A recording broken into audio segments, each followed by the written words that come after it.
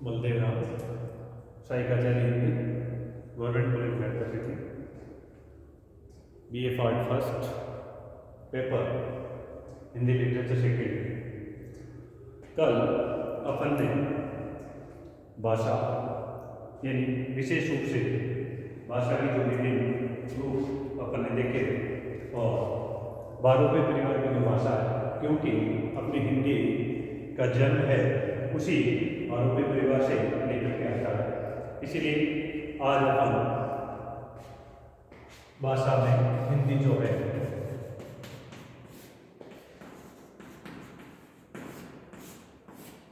इसकी उत्पत्ति को जानने से पहले ईरानी दरअसल और भारतीय जो आर्य भाषाएं हैं, इनमें जो भारतीय आर्य भाषा है इसके जो 3 रूप हैं, प्राचीन भारतीय आर्य भाषा,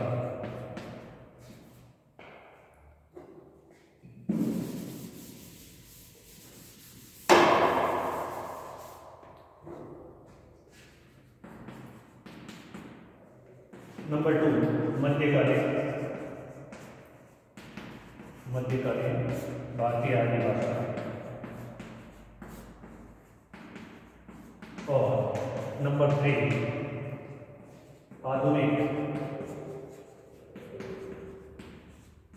आर्य भाषा। भारत में प्रमुख रूप से 2 परिवार की भाषाएं बोली जाती है। यदि अपन इसको देखें, एक उत्तर, इसके अंतर्गत आर्य परिवार की भाषाएं बोली जाती है और दक्षिण में द्रविड़ या द्राविड़ परिवार की भाषा बोली जाती है।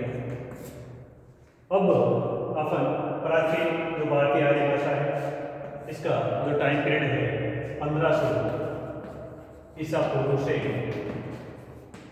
500 ईसा पूर्व, इसके अंतर्गत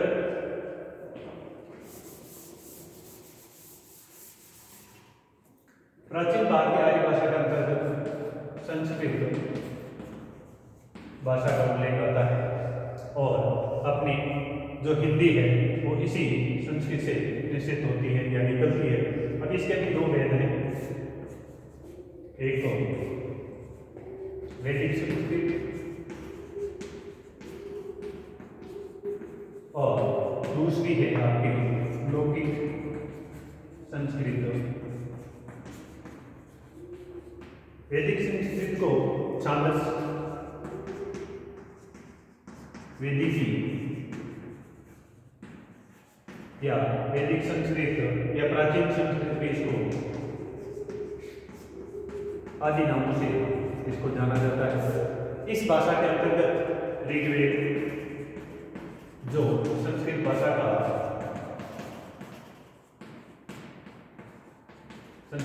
का प्राचीनतम ग्रंथ माना जाता है,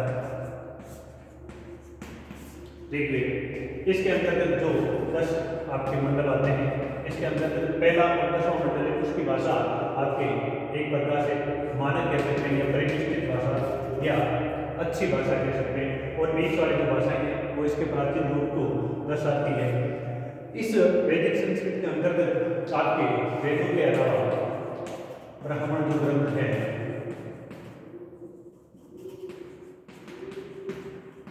आरण्यक है, सूत्र ग्रंथ है, और उसके बाद में उपनिषद, जंगलों में जिनकी रचना होती है उसको उपनिषद नाम से जाना जाता है। तो इनकी रचना आपके इस वैदिक संस्कृत या प्राचीन या छांदस संस्कृत के अंतर्गत इनकी रचना देखी जाती है या इनकी भाषा है वो आपकी ये वाली संस्कृत है। अब अपन लौकिक संस्कृत के बारे में थोड़ा देखते हैं।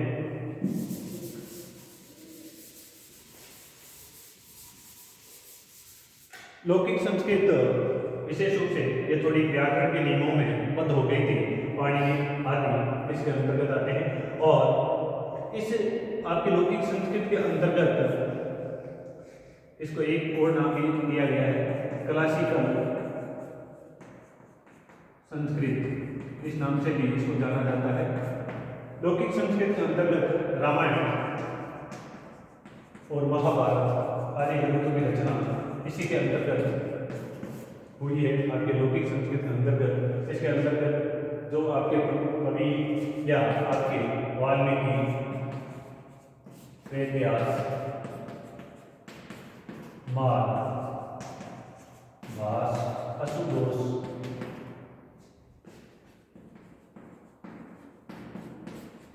आदि रचनाकारों की जो आपके भाषा थी वो आपके लौकिक संस्कृति की थी।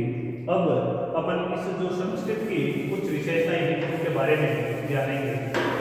वो कौन सी विशेषताएं थी जो संस्कृत के अंतर्गत समाई थी? नंबर 1, इसके अंतर्गत आपके संगीतात्मकता,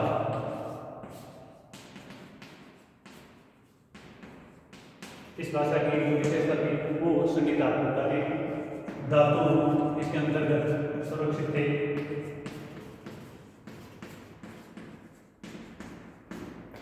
इस भाषा का जो योगात्मक था और इसके अंतर्गत तत्सम शब्दों की प्रधानता थी। तत्सम शब्द किसे कहते हैं? यानी जिनके स्वरूप में किसी प्रकार का परिवर्तन नहीं हुआ वो आपके तत्सम यानी वैसे के वैसे। तो ये आपके प्राचीन भारतीय आर्य भाषा जिसके अंतर्गत दोनों आपकी एक वैदिक संस्कृत और दूसरा जो लौकिक संस्कृत था। अब अपन चलते हैं मध्यकालीन भारतीय आर्य भाषा। मध्यकालीन भारतीय आर्य भाषा, इसके भी 3 रूप मिलते हैं। 500 ईसा पूर्व से 1000 ईस्वी तक। इसके अंतर्गत जो आपकी भाषा है वो है पाली। और दूसरा जो इसका रूप है इसके अंतर्गत 1000 ईस्वी से 500 ईस्वी तक। इसके अंतर्गत आपके प्राकृत भाषा। और नंबर 3, 500 ईस्वी से 1000 ईस्वी तक। इसके अंतर्गत अपभ्रंश भाषा की गणना की जाती है। तो ये मध्यकालीन भारतीय आर्य भाषा का जो टाइम पीरियड या समय है। अब अपन बात करते हैं थोड़ी पाली भाषा के बारे में, यानी मगध। बिहार का जो प्राचीन नाम था वो मगध था। और इस क्षेत्र में बोली जाने वाली भाषा को मागधी के नाम से भी जाना जाता है। मागधी के नाम से भी जाना जाता है। इसके अंतर्गत बौद्ध साहित्य और बौद्ध साहित्य जो पुस्तक है त्रिपिटक, इसकी रचना आपके इसी पाली भाषा के अंतर्गत हुई थी। अशोक के जो शिलालेख थे, अशोक के शिलालेखों की भाषा भी यही भाषा मानी जाती है। और उसकी जो लिपि थी एक तो ब्राह्मी और दूसरी खरोष्टी। खरोष्टी लिपि के अंतर्गत आपके शहबाज नदी और मानसेरा के जो लेख हैं या अभिलेख वो आपके इसके अंतर्गत खरोष्टी लिपि में मिलते हैं। और बाकी जितने भी इनके वो शिलालेख मिले हैं या जो शिलालेखों लेख हैं वो ब्राह्मी लिपि के अंतर्गत लिखे गए थे। अब अपन बात करते हैं दूसरी इसकी जो है प्राकृत भाषा, यानी संस्कृत के विद्वानों द्वारा अछूती रही जो भाषा थी उस आपकी प्राकृत भाषा थी। यानी ये भाषा का थोड़ा हल्का रूप इसके अंतर्गत। वैसे तो कहा भी जाता है कि अदम पात्रों के द्वारा इसका प्रयोग है वो किया जाता था। तो ये आपके प्राकृत, इसके भी कुछ रूप अपने को देखने को मिलते हैं। एक तो शिवसेनी प्राकृत, शिवसेनी प्राकृत। दूसरा इसके अंतर्गत प्राकृत, पेशाची प्राकृत,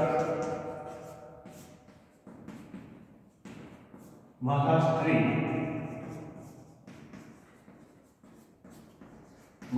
प्राकृत और एक अर्धमागधी प्राकृत और एक मागधी प्राकृत।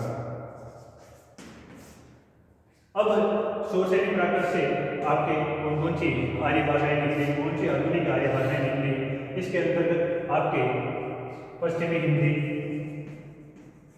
राजस्थानी और गुजराती वो इस प्राकृत से निकली। प्राचर से आपकी सिंधी और पैसठी से आपके लहंदा और पंजाबी, यानी इसके भी दो रूप हैं। पंजाबी यानी पूरी पंजाबी लहंदा, यानी पश्चिमी पंजाबी लहंदा का अर्थ होता है अस्त होना, ये अस्त होने का प्रतीक है। तो लहंदा यानी पश्चिमी पंजाबी और महाराष्ट्र से आपके मराठी निकली है और अर्धमागधी से मागधी और अर्धमागधी से पूर्वी हिंदी और आपकी मागधी भाषा से असमिया, बांग्ला,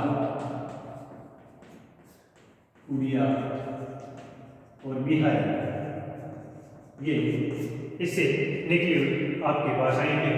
तो ये प्राकृत और जैन साहित्य की जो भाषा थी वो आपकी प्राकृत मानी जाती है। अब भाषा का जो तीसरा वो है आपके अपभ्रंश। अपभ्रंश भाषा किसे कहते हैं? इसका शाब्दिक अर्थ होता है भाषा का बिगड़ा हुआ या गिरा हुआ रूप।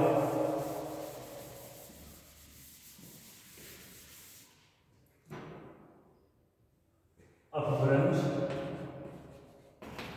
इसका शाब्दिक अर्थ होता है भाषा का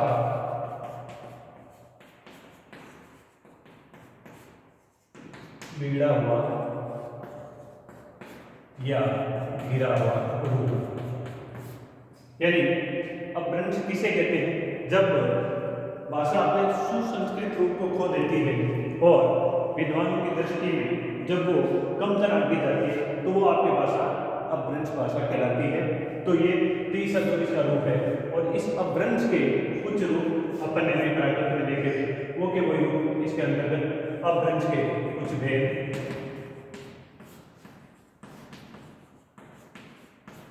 शोषणी अपभ्रंश, हिंदी की उत्पत्ति इसी अपभ्रंश से मानी जाती है। शोषणी अपभ्रंश इससे आपके पश्चिमी हिंदी जिसके अंतर्गत 5 बोलियां, पश्चिमी हिंदी, राजस्थानी जिसके अंतर्गत 4 बोलियों की गिनती की जाती है, पश्चिमी हिंदी, राजस्थानी और गुजराती, इन तीनों आधुनिक जो आर्य भाषाएं हैं इनकी जन्मी आपके शोषणी अपभ्रंश कहलाती है। इसको शूरसेन प्रदेश में कहा जाता है या आपके मध्य देश की बोली भी इसको कहते हैं। और जो ब्रज मंडल है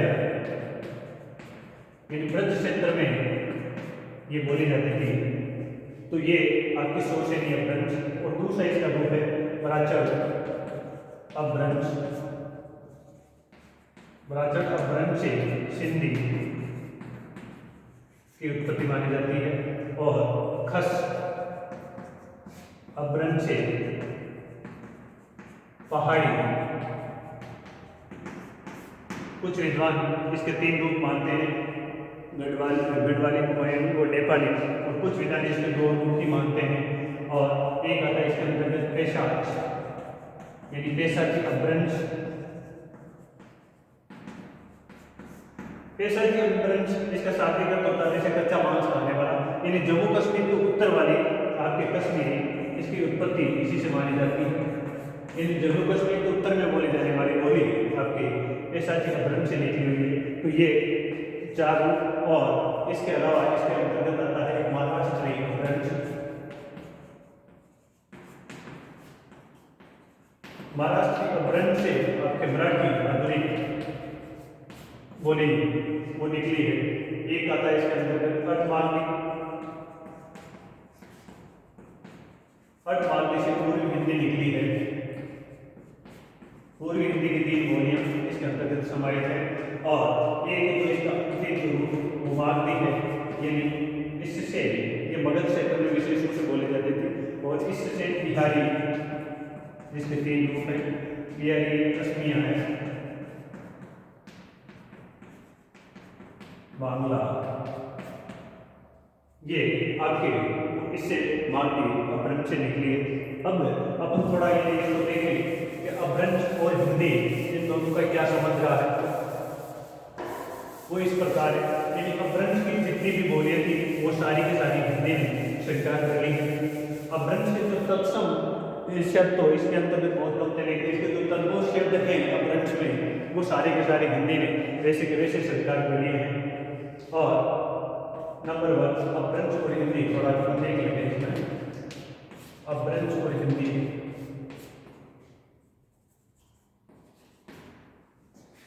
अब एक और चीज इसमें यह है कि कोई भी भाषा झटके के साथ उत्पन्न नहीं होती और झटके के साथ समाप्त नहीं होती है। जिस प्रकार से नदी प्रवाहमान रहती है या नदी बहना जाती है, उसी प्रकार से भाषा के अंतर्गत भी हमेशा, यानी एक प्रकार से देखा जाए तो भाषा गतिशील कौन सी होती है, विकासशील भाषा कौन सी होती है, यानी वही भाषा विकासशील है जो समय के साथ बदलती रहती है, नए शब्दों को अपने अंदर समाहित करती रहती है, और जो पुराने या एक प्रकार से निरंतर शब्द बन गए हैं उनको वो छोड़ दी जाती है, तो वो भाषा आपकी विकासशील भाषा की श्रेणी में आती है।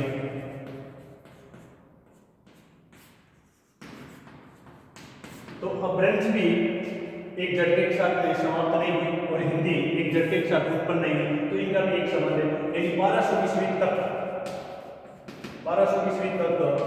अपभ्रंश में भी साहित्य रचा गया था और हिंदी की उत्पत्ति लगभग 1000 ईस्वी के आसपास, यानी ये इस समय बोलचाल की भाषा हिंदी बन चुकी थी।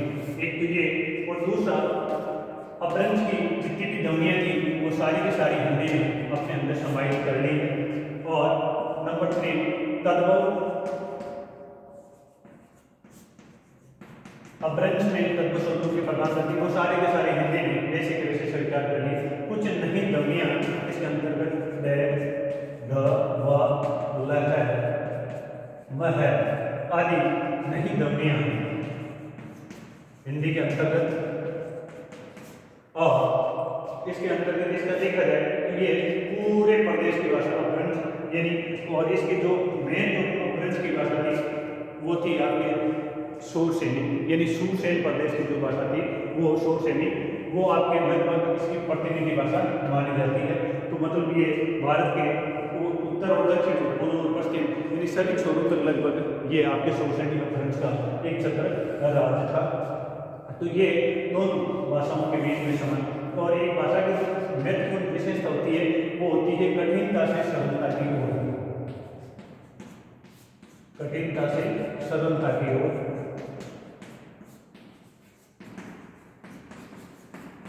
तो आपके संस्कृत के अंतर्गत 3 वचन और 3 लिंग थे। तो जो अपन ये विशेषता पढ़ रहे हैं इसकी कि कठिनता से सरलता की ओर, हिंदी के अंतर्गत आपके 3 की जगह 2 वचन, द्विवचन खत्म हो गया था, और लिंग इसको अपन कह सकते हैं पुल्लिंग और स्त्रीलिंग दो ही लिंग इसके अंतर्गत बच गए थे। और एक और इसकी जो विशेषता संस्कृत के अंतर्गत विभक्ति के हिसाब से 24 रूप से अपने बनते थे, वो हिंदी में मात्र 2 रह गए थे। एक तो मूल रूप और एक विकारी।